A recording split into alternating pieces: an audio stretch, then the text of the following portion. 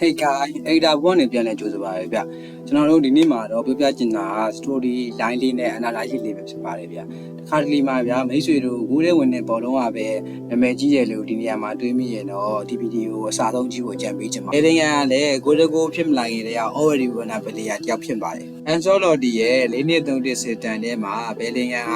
advance 8လို့ခေါ်တဲ့ attacking midfield player ဖြစ်ကစားနေပြီးတော့ဒီနေရာကကစားသမားတွေ perfect ဖြစ်ပါတယ်။ဘယ်လောက်ထိတောင် perfect ဖြစ်ခဲ့လဲဆိုရင်ဘယ်လင်ဂန်ကသူ့အနေနဲ့ဘောလုံးကို6ယောက်တည်းမရှိနေရင်တော့ဘယ်လိုကိုဖြစ်နိုင်မလဲအသက်20ရဲ့ကစားသမားတယောက်ကတွက်ချက်နေပြီးတော့ဥရောပဘောလုံးလောကကိုထိချောက်နေပါတယ်အဓိကပြောချင်တာကတော့ဘယ်လင်ဂန်ရဲ့အဓိကလက်နဲ့3ခုဘယ်လင်ဂန်ကသူ့စီမှာဘောလုံးရှိနေတဲ့အချိန်တည်းဘောလုံးသူ့စီမှာမရှိတဲ့အချိန်ကပိုကြောက်ဖို့ကောင်းတယ်လို့ပို့ပြီးတော့လေအနေများတဲ့ကစားသမားတယောက်ဖြစ်နေပါတယ် All ball movement vertical run half space attack ဆိုတဲ့ပြိုင်ပွဲကစားသမားအတွေမမြင်ခင်လှုပ်ရှားမှုတွေကကိုတကူဖြစ်စေနိုင်လာတာပါနံပါတ်1 All ball movement ဘယ်လင်ဂန်ကဘောလုံး6ယောက်တည်းမရှိပေမဲ့တဖိမတ်တွေတုံ့ပြန်မှုမရှိပဲပထမဆုံး instinct တွေကိုဖန်တီးတဲ့ကစားသမားတယောက်ဖြစ်ပါတယ်နံပါတ်2အနေနဲ့ vertical run ဒီမမြင်ရတဲ့တိုက်ခိုက်မှုတွေမှာ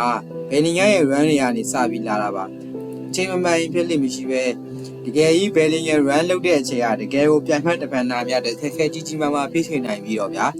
ဘယ်လိုင်းတွေရဲ့ပြေးဝင်တဲ့အချိန်တိုင်းကလည်းနှစ်ရက်တာအခွင့်အရေးမရှိတယ်လို့တစ်ချိန်နောက်ကျရင်ဒီကစားသမားကတကုတ်ဖြစ်သွားတာမျိုးတွေပါနံပါတ်3 space attack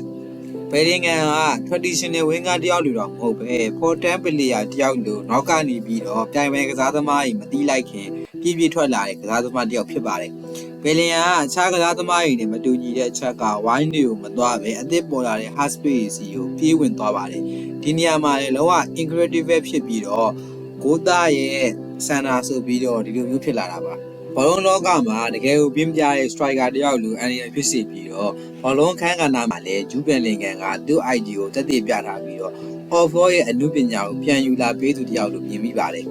ပြည်သက်တို့လည်းဘယ်လိုမြင်လဲ comment မှာမှတ်ချက်ပြီးသွားလို့ရပါတယ်ဗျအားလုံးပဲကျေးဇူးတင်ပါတယ်ဗျကျွန်တော်စီမှာဘောလုံးပြည်သက်တွေအတွက်ဘောလုံးစပိတ်ချင်းထွတ်တင်လည်းရှိပါတယ်ဗျ Telegram channel ကို YouTube channel ရဲ့ bio မှာ link ထည့်ပေးထားပြီးတော့ Viber နံပါတ်9965955 ကိုလည်းလာရောက်ဆက်သွယ်လို့ရပါတယ်ဗျအားလုံးပဲမင်္ဂလာရှိတဲ့နေ့ရက်လေးကိုပိုင်ဆိုင်နိုင်ကြပါစေဗျ